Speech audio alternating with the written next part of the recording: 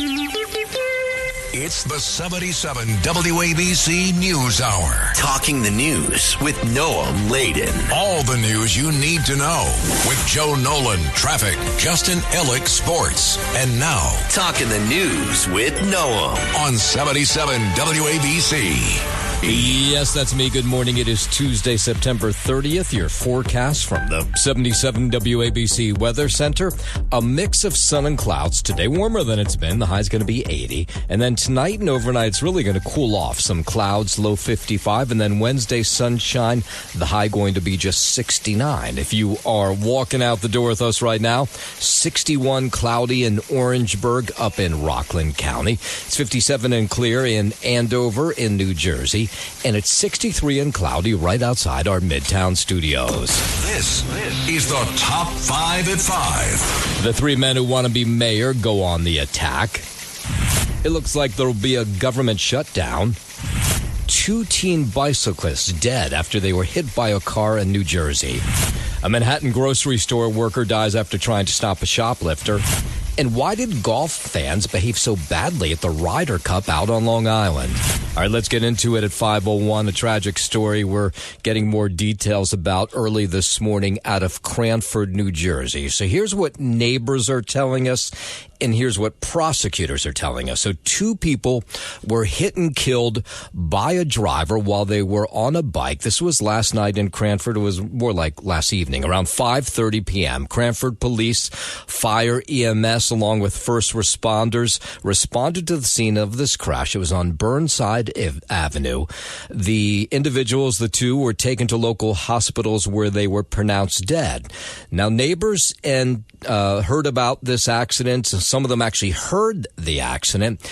They did not know at this point last night who was involved. At first, I thought it was a shooting because I saw people going in every direction, and I was supposed to go out tonight. I'm like, I can't even go out because I feel too guilty knowing something happened. He was home and he heard a car going really fast down the street, and then it sounded like a car crash. People are going way too fast down the street, and it's really scary. Yeah, so what those neighbors tell us is they said it was 2 teenagers that were hit. Now, prosecutors have not told us that, but that's what the neighbors are saying. So if that's the case, unfortunately, it's 2 teenagers who were killed last night. Neighbors heard screeching tires before the moment of impact. That we have kids that are simply trying to walk in the neighborhood and have a nice time and ride a bike. I mean, you can't even do that anymore without a distracted driver or someone. Now, what prosecutors told us in a release that they handed out, this was about 12:45, or I should say emailed last night, about 12:45 a.m., they say the driver was located, which suggested he may have driven away from the scene and then taken into custody by Cranford and Garwood police departments. Of course, as more details on what is a horrific accident comes into us, we'll pass them on to you. And then we have a follow-up to that story that Joe Nolan was telling you about yesterday along Tunnelly Avenue. That deadly crash on the Key Road that approaches the Lincoln Tunnel on Sunday night is now in the hands of the New Jersey Attorney General's office. It was a grisly wreck, 2 vehicles slamming together around 11:20 p.m. on Tunnelly Avenue in North Bergen between 50th and 51st Streets, leaving car parts, soccer balls, and other debris all over the place. The drivers of both cars were killed. Witnesses say they were both wearing soccer jerseys. A North Bergen police officer was following one of the cars at the time, apparently with lights and siren off. That's why the state's AG is investigating. Andrew Whitman, NBC News Radio, New Jersey. All right, let's stay in New Jersey for one more story. New Jersey Governor Phil Murphy says he's going to fight any attempt to bring back a convicted cop killer's remains from Cuba back here to the U.S. New York City native Joanne Chesimard died last week at the age of 78 in Cuba, where she'd been hiding out, having been granted political asylum back in the early 90s by Fidel Castro. Chesimard changed her name to Asada Shakur. She killed New Jersey State Trooper Warner Forrester on the New Jersey Turnpike in 1973 and broke out of prison in the late 70s. Governor Murphy not only opposing the return of Chesimard's remains, he also blasted the Chicago Teachers Union for honoring her in a social media post. Murphy called that shameful and depraved. James Flippin for 77 WABC News. WABC News Time 5:04. A police investigation underway after a human skull and other skeletal remains were discovered in a parking lot in Queens. A city survey crew was working. This was 20th Avenue when they discovered a male human skull, a leg bone, a hip bone. This was in a parking lot on 20th Avenue in Flushing. The spot is right across the street from some stores like Target, Home Goods, and ShopRite. Unclear how those bones got there and whether foul play is involved. The investigation is ongoing. A Bronx girl may not survive after she was hit by a school bus near her home yesterday afternoon. The 4-year-old was crossing the street near the intersection of East 2nd Street and Avenue J in Midwood just before 4 p.m. Monday. A witness says the bus was barreling down the street as it hit the girl. No arrests have been made, and police told reporters none were likely. Not clear exactly what the girl's injuries are, but there are reports she was trapped under the tire of the yellow bus. It's not clear if anyone besides the driver was on the bus at the time. Andrew Whitman, NBC News Radio, New York. 5:05, there's all these groups trying to get their casinos built across the city. Those a bunch of them went down to defeat in Manhattan. Now developers in Brooklyn knew it was a gamble. 2 more casino bids were voted on yesterday. A community advisory board has voted down a casino in Coney Island 4-2, but the vote was 5-1 Monday afternoon in favor of a Bally's bid for a $4 billion casino on the site of the former Trump Links golf course in Pelham Bay. Bally's CEO Sue Kim says it'll benefit the community. We've committed at least $32 million per annum from the project to the community itself, which is a huge amount of money. Other applications moving forward are a Resorts World Casino at Aqueduct and MGM's Empire City bid in Yonkers. I'm Lisa Ritchie, 77 WABC News. Let's head down to Washington. It's looking more and more like a government shutdown could happen. I think we're headed to a shutdown because the Democrats won't do the right thing. That was Vice President J.D. Vance yesterday. Republicans, Democrats sat down with President Trump to try and hammer out an agreement to a short-term deal. Vance and House Speaker Mike Johnson came out of that meeting saying Democrats seem set on the shutdown. Democrats say they're drawing a line in the sand to stop a Republican assault on health care. Here's Senate Minority Leader Chuck Schumer. And if he will accept some of the things we asked, which we think the American people are for, on health care and on rescissions, he can avoid a shutdown. House Speaker Mike Johnson says Democrats don't want to bargain in good faith. You should go take a look at what they requested. $1.5 trillion in new spending that is unrelated to the ongoing appropriations process. The government will partially shut down Wednesday, 12:01 a.m. Eastern, if no deal can be reached. WABC News Time 5:09. Let's go out to Michigan. Police say everyone accounted for now in that deadly attack on a Mormon church in Michigan on Sunday morning. Grand Blanc Police Chief William Wren says this was just all a terrible incident. Evil. This was an evil act of violence. That's exactly what this was. 5, including the shooter, were killed. 8 more victims recovering. The tragedy unfolded Sunday morning in this small community that's about 50 miles north of Detroit. Police say 40-year-old Thomas Jacob Sanford drove his vehicle through the front doors of the church, started shooting, and then started a fire. So far, there's no clear motive for the attack. This is not Grand Blanc. This does not define Grand Blanc and who we are. We are a community, and I am confident that together we're going to build a stronger community due to this incident. This left 5 people dead, 8 people injured. As I said, this is an evil act and does not define Grand Blanc or who we are. Governor Gretchen Whitmer, expressing her sympathies to the families who lost loved ones. As a state, we know the pain of this too well. We've seen gun violence in our schools, stores, parades, festivals, and our houses of worship. I'm here as the governor, but I'm also here as a fellow Michigander whose heart is breaking by another mass shooting in a place that is supposed to be defined by togetherness. We cannot keep living our lives like this.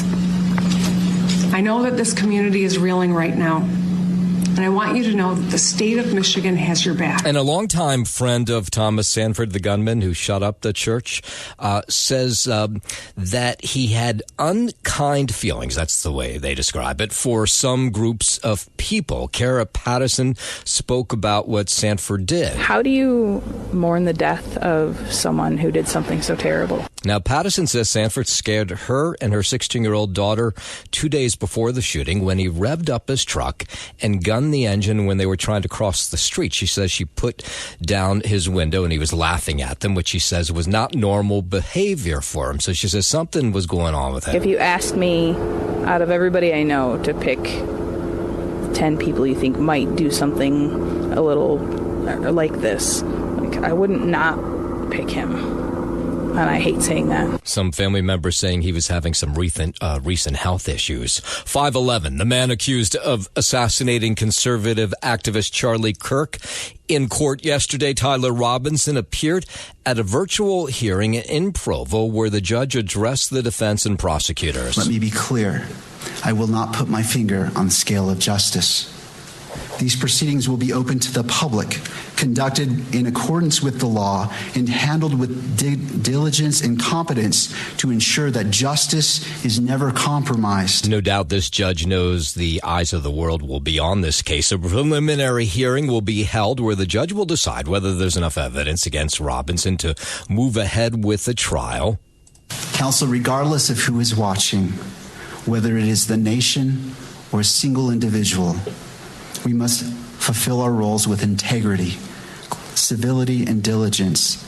I encourage each of you to give your very best to this case. Now, the prosecution has already said it'll seek the death penalty against the 22-year-old. It is the standing order of this court that Mr. Robinson shall be allowed to appear in person so he can fully engage with his attorneys and participate in these legal proceedings. Yeah, so Tyler Robinson will appear in person at a preliminary hearing that is set for October 30th now. 5:13 out to Seattle, where the mayor there, Bruce Harrell, and the state attorney general are preparing for the possibility that President Trump sends federal troops to their city. I personally believe and professionally believe that Trump's actions are distinctly un-American. Harrell signing an executive order that'll improve communication between local and state agencies. It'll also strengthen policies for police. The mayor says there's no need to send those federal troops in. There is not an insurrection here.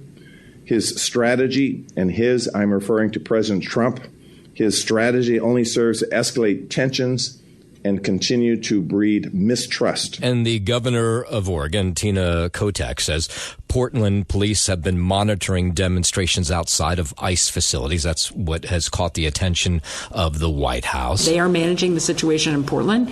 We are both maintaining the ability for people to exercise their free speech rights, but also protecting the folks on the ground there. And Kotek says she's talked with the president over the weekend to explain that there isn't an insurrection in Portland and that she'll continue to work to change his mind about sending federal troops there. Let's stay calm. Let's support each other. Let's say to each other, we as Oregonians support each other, even though we have a lot of chaos and unpredictability that we don't deserve. Just because you're an Oregon National Guard member doesn't mean you're available right away. You got to look at whether people can get off their job, what the impact on the family. And remember, we have had deployments in the last 12 months. We just had a couple hundred folks come back from Kosovo. 5:14, let's go down to Washington. Israeli Prime Minister Benjamin Netanyahu apologizing for Israeli airstrikes in Qatar. Prime Minister Netanyahu says such a strike will not happen again, and he apologized to Qatar's Prime Minister yesterday. Israel was targeting terrorists, wasn't targeting Qatar. And of course, we regretted the loss of the Qatari citizen. Wasn't our target. The strikes were targeting Hamas leaders, but a Qatari official was also killed. The apology comes as President Trump was hosting Netanyahu for an Oval Office meeting during which he held a trilateral call where the president expressed his desire to put Israeli-Qatar relations on a positive track after years of grievances and miscommunications. So he got them all on a phone call, and apparently this is where the apology took place. And I very much appreciate President Trump's proposal to have a trilateral body, the United States, Israel, and Qatar, to work out respective grievances. There are quite a few.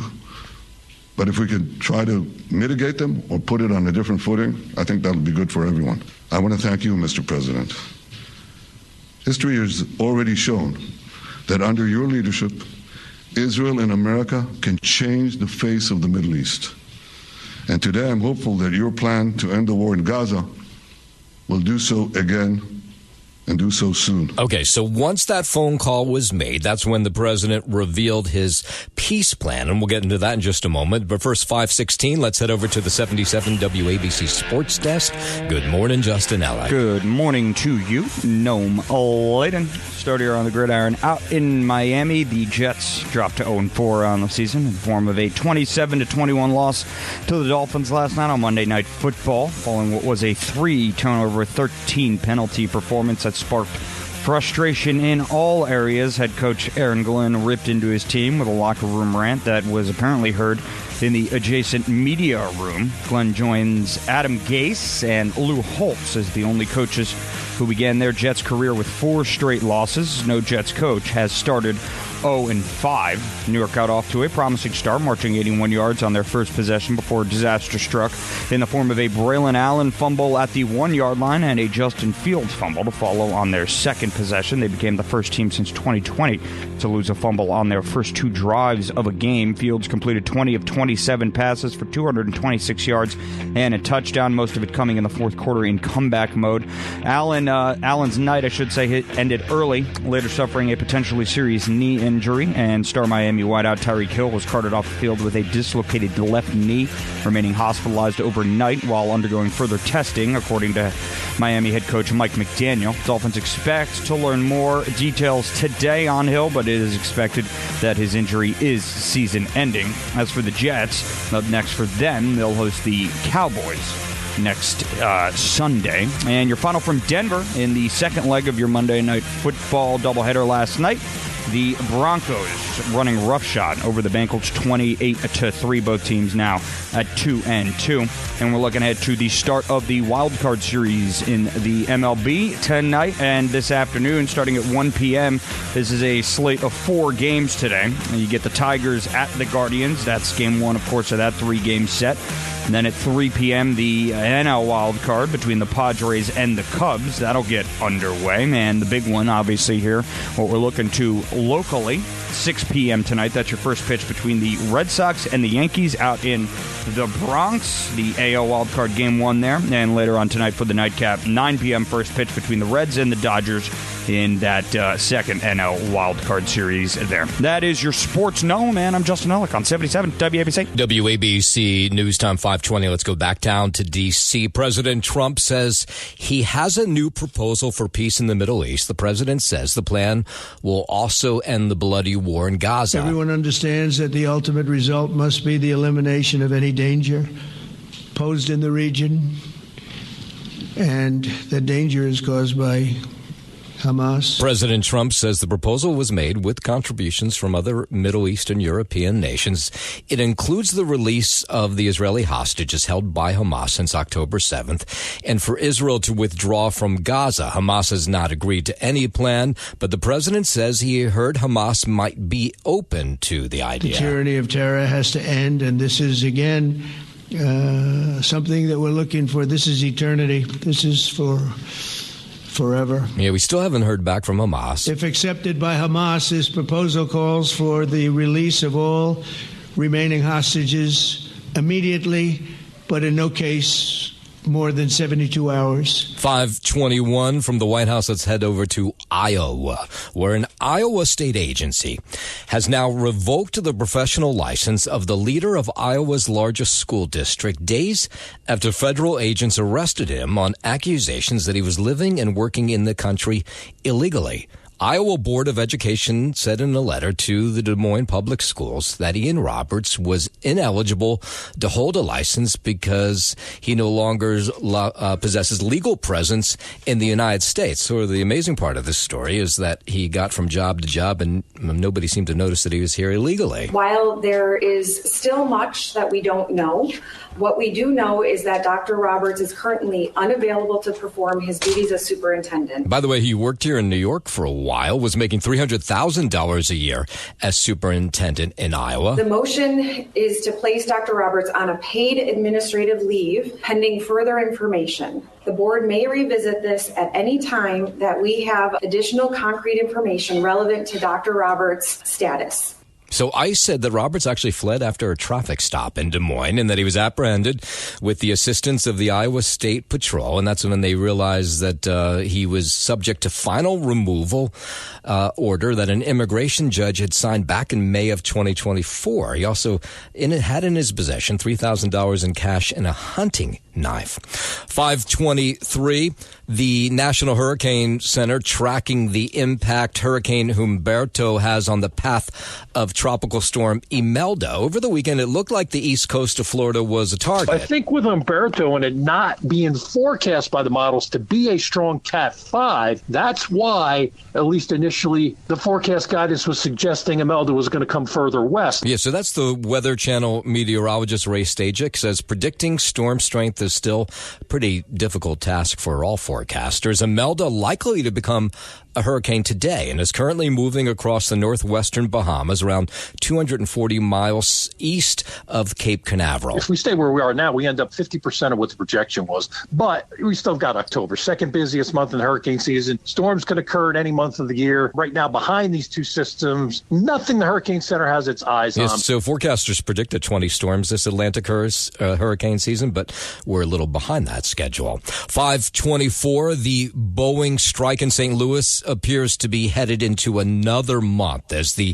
aerospace giant and union leaders remain far from making a deal. The International Association of Machinists said discussions on Monday did not lead to any progress despite the presence of a federal mediator. Over 3,000 Boeing employees have been on strike since August 4th, with the union stating the company must improve its contract offer. Boeing executives say the union is inflating members' expectations. I'm Mark Mayfield. All right, this is just a weird story. 5:24, a Florida man facing animal cruelty charges after admitting that he ate his own peacocks. Okay. The Pasco County Sheriff's Office says it happened after he had an argument with a neighbor. He claimed that he was feeding them. So this guy decided that to get back at his neighbors who were complaining about his peacocks, that he would just eat them. Okay. Is that like pheasant under glass? You're going to have the bird poop and the bird mess all over the place. They will get into your plants. They're just a large nuisance bird. Yeah, so this individual apparently put a letter in his neighbor's mailbox threatening to kill all of his birds if he continued to feed them. So then he fed them to himself. You don't want to give them a proper nesting area. You want to make sure you keep your lawn clean, keep your flower beds maintained. That's a zoo curator who's talking about what you should do for peacocks when you don't eat them. Just like turkeys and chicken, they'll kind of eat anything. They do prefer plants, corn, seeds. Yeah, I don't know what she's really talking about. But either way, that's a strange story. 5:25. We are a little less than a week away from the start of the NBA preseason, and the San Antonio Spurs are back at work. Victor Wembanyama spent the summer training with monks at a temple in China. It was an incredible experience. Very much out of my comfort zone. Yeah, so he had deep vein thrombosis, and he says the training with these monks at this temple in China helped him build his muscles back. It really paid off in terms of training, and as a life experience, it's just, as a curious person, it's just great. Yeah, I wonder how he even got that idea, but he says it's rehabilitated him, and he hopes to play this season. Pure training, it's movements that I or NBA players, in general, we're not used to do. Okay. Some United States Postal Services will cost a little bit more this holiday season. Prices for Priority Mail, Priority Mail Express, Parcel Select, and USPS Ground Advantage all going up.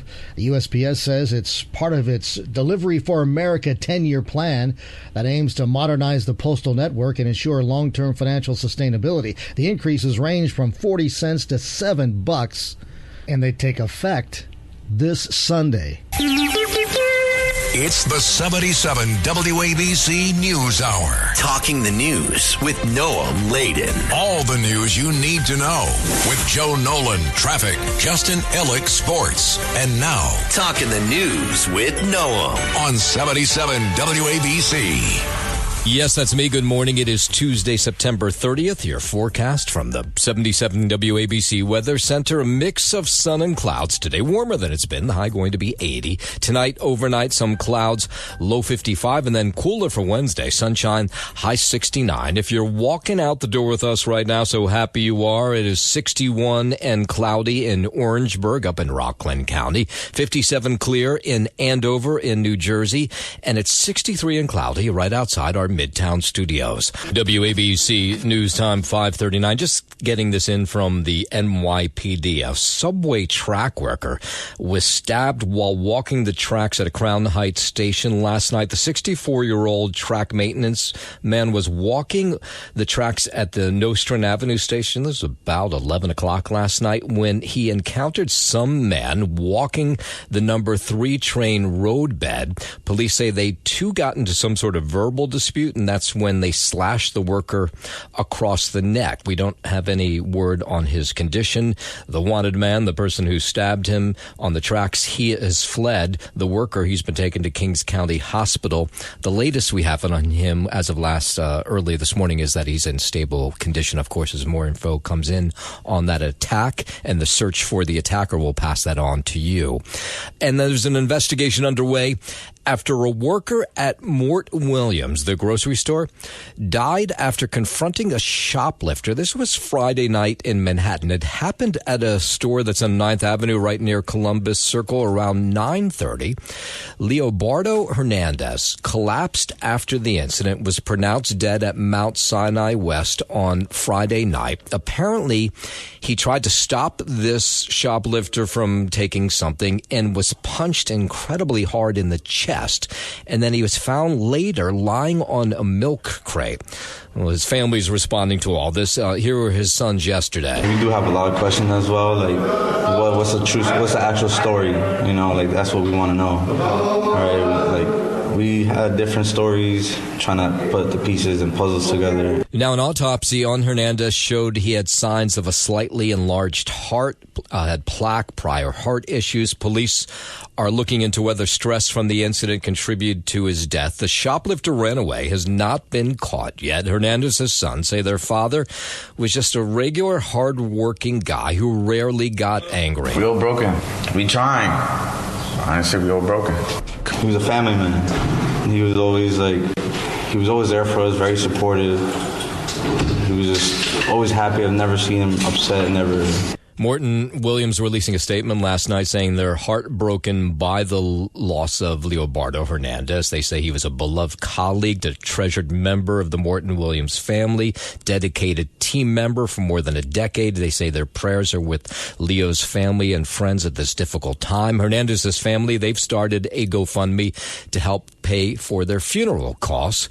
And they talk about not being able to have a last conversation with their dad and what they might have said to him if they knew they were having one. There's so much, and nothing can come out right now.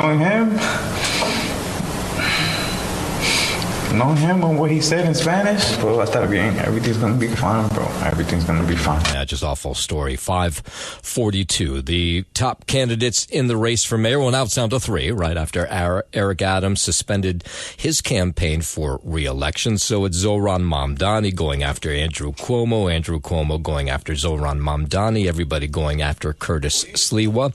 And then you had the president weighing in yesterday, President Trump saying that it would be a disaster for New York if Zohran Mamdani wins, and he threatened to withhold federal funding from New York if Mamdani wins. Well, Zohran Mamdani responding to that all yesterday. I think that Donald Trump is going through the stages of grief. He's doing so because he knows that Andrew Cuomo will clear the way for Donald Trump's agenda.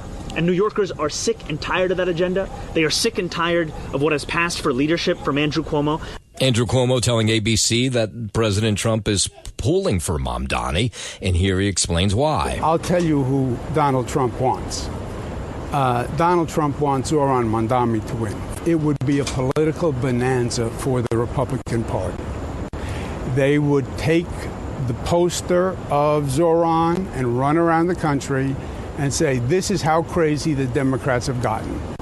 That they elected a 33-year-old socialist who wants to abolish the police, legalize prostitution, legalize the drug trade, and sympathizes with terrorists. And Curtis Sliwa feeling the heat to drop out of the race, so it becomes a one-on-one race between the first two in polls, Zohran Mamdani and Andrew Cuomo. But again, like he said with Sid on Sid and Friends in the Morning yesterday, he says he's not going anywhere. We cannot sacrifice this great city because it might be good for my party in the midterm elections.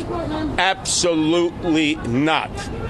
So I am here to fight. I carry the Republican banner, and I am not surrendering or retreating. And everywhere he went yesterday, he was asked the same question. Are you staying in? Are you dropping out? Remember, they're the Democrats. They've led to this catastrophe. The Democrats let the socialists in, and the socialists took over the party without even a fight. And, of course, no shortage of reaction just from everyday New Yorkers who say their heads kind of spinning from this race that began months ago. I think it's a good thing.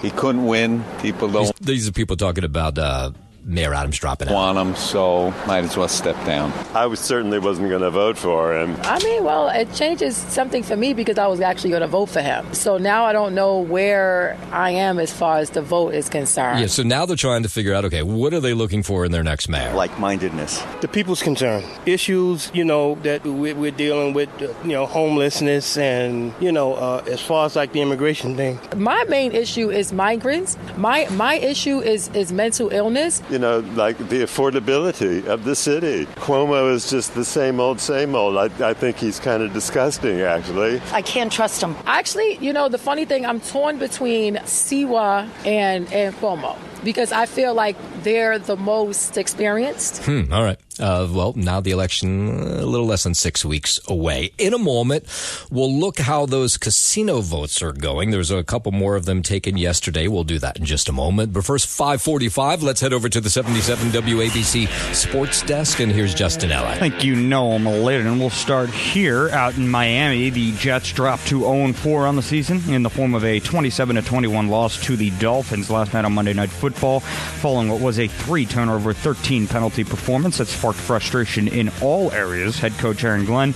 ripped into his team with a locker room rant that was apparently heard in the adjacent media room. Glenn joins Adam Gase and Lou Holtz as the only coaches who began their Jets career with 4 straight losses.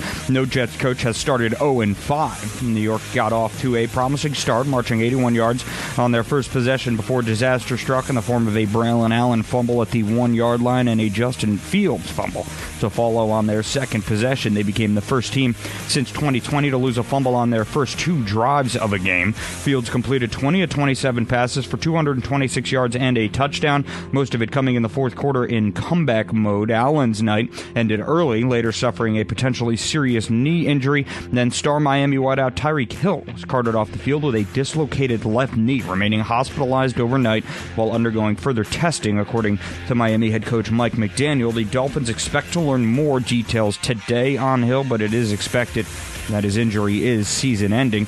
As for the Jets, up next for them, they'll host the Dallas Cowboys come Sunday. And your final from Denver in the second leg of that Monday Night Football doubleheader last night, the Broncos absolutely devouring the Bengals. 28-3 is your final there. Both of those teams leave Denver 2-2. And looking ahead to the AL and NL wildcard series getting underway this afternoon and tonight, starting off 1 p.m. That's your first pitch between the Tigers and the Guardians out in Cleveland. And at 3 p.m., the Padres and the Cubs will get going out in Chicago right before the big one tonight. 6 p.m. first pitch. That's perfect for us, Noam Laden. I love that 6 p.m. How about even that? 5 would be better, but I'll take 6. Well, yeah. I mean, come on. Beggars can't be choosers here. Yeah, right. Jeez, God. And how about this pitching matchup? 5 p.m. Yeah, okay, sure. Welcome to Yankees baseball. Noam Laden. How are you doing? Yeah. We're actually getting going an hour early. Yeah. This one's for a Noam Laden in New Jersey right now. Sorry for joining us now. It's 6 a.m. thinking this is first pitch, and we're in the fifth inning. By the way, if they could make Sunday Night Football earlier, that would be good too. Oh, okay. Yeah. Okay. Yeah. Why don't you make a list? This will be Max Fried and Garrett Crochet. You got two Cy Young candidates going at it tonight between the Red Sox and the Yanks out in the Bronx. And at 9 p.m. Later on tonight, the Reds and the Dodgers will get going out in L.A. for the National League Wild Card Series there. Game 1, of course. That is your Sports Gnome, and I'm Justin Ellick on 77 WABC. Thank you very much, Justin. No doubt Joel Nolan's on board with me, right? Don't you want games starting at like 4 or 5 in the afternoon? How about noon?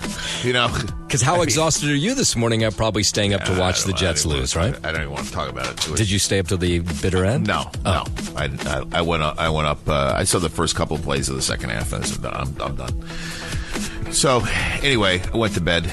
Bad night. Anyway, if you're heading out, why'd you have to bring that up? We were all fired up about baseball. Sorry. Well, it's Jets football season, too. WABC News Time 550. Community advisory boards here in the city saying no to a Coney Island casino, but yes to a casino in the Bronx yesterday. Vote. The application has been approved. The vote was 5-1 Monday on Bally's bid for a $4 billion casino on the site of the former Trump Links golf course in Pelham Bay. The state makes the final decision later this year on as many as 3 downstate casinos. Other applications moving forward are Resorts World Casino at Aqueduct and MGM's Empire City bid in Yonkers. Mets owner Steve Cohen's bid for a casino near Citi Field goes before a Queens Community Board today. Bally's CEO Soon Kim says this will all benefit the greater community. We've committed at least $32 million per annum from the project to the community itself, which is a huge amount of money. Yeah, it'll be interesting if that happens with Steve Cohen's bid later today. 5:51. There have been some really strong reactions from golf fans, sport writers, even former players about the bad behavior at Long Island's Beth Page Black over the weekend during the Ryder Cup. The players complaining about the abuse and taunts they got. They said it was worse really than they had ever seen before. In fact, former U.S. team captain Tom Watson took to social media to apologize to the European players, saying as a former player, captain, and as an American, I'm ashamed of the way the Americans were behaving. If you didn't watch this, some passionate fans were taunting and heckling some of the European players as they got up to golf. And in fact, there was some intense moments for Rory McIlroy. Some fan threw a drink at he and his wife. Here he was speaking out about it. You think of all the children and the kids listening to that? Oh, no, I'm sorry. These are the fans speaking out, I should say. You think of all the children and the kids listening to that? Like, that was really, that's going over the top. I think the Ryder Cup sort of creates an atmosphere that encourages that to some extent. But there's a line, and I think that the line was crossed. Yeah, so as the Rowdy fans heckled European players and made noises during their backswings, others were mocking Rory McIlroy and his wife relentlessly. So McIlroy mostly focused on his game, and he actually seemed to improve as the chanting got louder, if you were watching. And he fired back a few times, sort of giving the fist to some of those fans. And then there was this one fan, some total jerk who tossed a drink at him and his wife on the course. I chirped back a few times because it got to me a few times, but we tried to handle everything that came our way. It was a rough week for all of us, but at the same time, we shut them up by our performance and how we played. Now, others watching say they didn't think it was a big deal. It was all in good fun and it's part of the Ryder Cup. Violence, like throwing cups at Rory's wife, that's never okay. But I think it's okay to be passionate, and maybe a couple slanders thrown out there are offensive, but it's part of the Ryder Cup, right? Yeah. Meanwhile, Team Europe took extra joy in victory with champagne and song. They even called President Trump out in a video singing, "Are you watching Donald Trump?" And the president responded on Truth Social. He said, "Yes, I'm watching." And then he said, "Congratulations." The next Ryder Cup is in 2 years. It'll take place in Ireland. 5:53. Over to New Jersey, where there's a street now renamed after freed hostage Edon Alexander in his hometown of Tenafly, New Jersey. It's not just my name on a sign.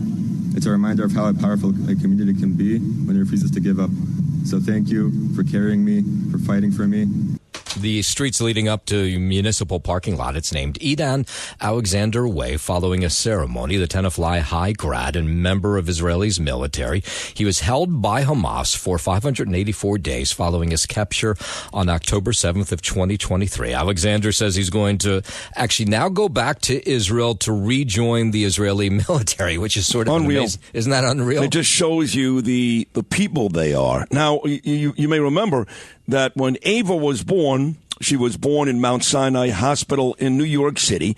And my beautiful little girl is now 21 years old. But we took her home the next day, April 8th, 2004, to her brand new bedroom in Tenafly, New Jersey. That's where we lived, Danielle and I.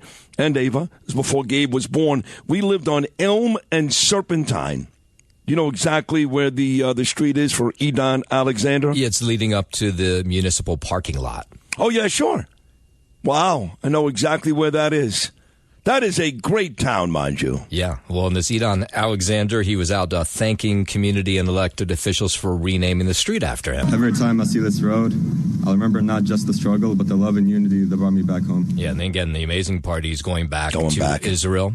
Here's the Tenafly mayor. It is a small acknowledgement of the sacrifices you have made and your tremendous resilience in the face of unimaginable suffering. I wonder what his parents think about him going back, Jice. 5:55, Labubu dolls are coming to Times Square. It was just a matter of time. Pop Mart, the makers of the Labubu doll craze, is opening a 7,000 square foot store at 1540 Broadway in the heart of Times Square at 44th Street. Labubu dolls are tiny little furry monster looking dolls with sharp teeth, large ears, and lots of fuzz. Many people hang them on their backpacks or handbags, including celebrities. If you want to know just how popular the dolls have become, sales have surged 213% this year over 2024.